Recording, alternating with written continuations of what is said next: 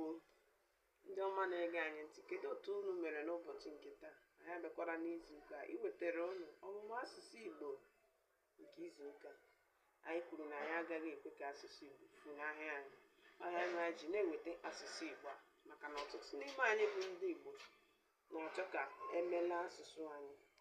Ọhịa mere ọtụtụ ezinụlọ ị ga-ahụ na amụọ nwatakịrị ewere asụsụ Bekee na-azụ tụfuo asụsụ Igbo, bụ nke ndị oyibo na-akpọ mother tongue, the first language a child should know.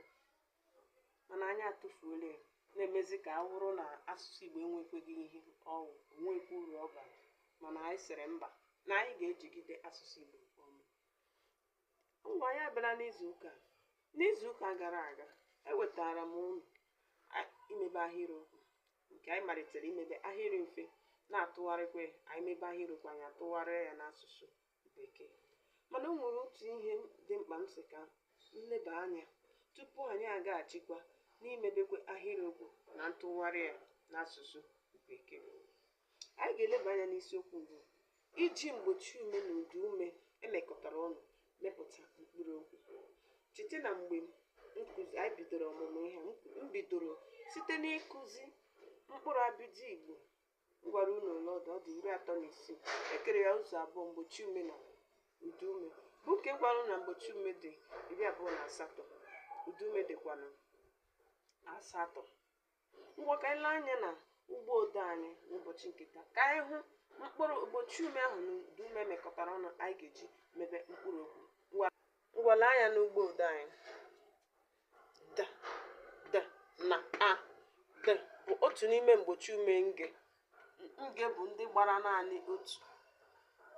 naanị otu. Na a. A bụ ụda ume. A bụ ụda ume mfe. Ụda ume mfe. Ngwa lee anya na ọmụmaatụ dị na a. Dịka m na-agwa unu, dị bụ mgbochi ume nge, a bụ ụda ume mfe. Ngwa lee ya, dị a da. Ịgbakwunye ya a, gị imebe mkpụrụ okwu a na-akpọ ada, ma ọ bụkwa na aha mmadụ a na-akpọ ada. Ada ma ọ bụ ada. Ịgbakwunye de da gị mepụta ịgbakwunye da imebe mkpụrụ okwu ịda. Ngwa lee ya, ịgbakwunye ya ọ gị mebe mkpụrụ okwu ọda. Ịgbakwunye ya ọ gị mebe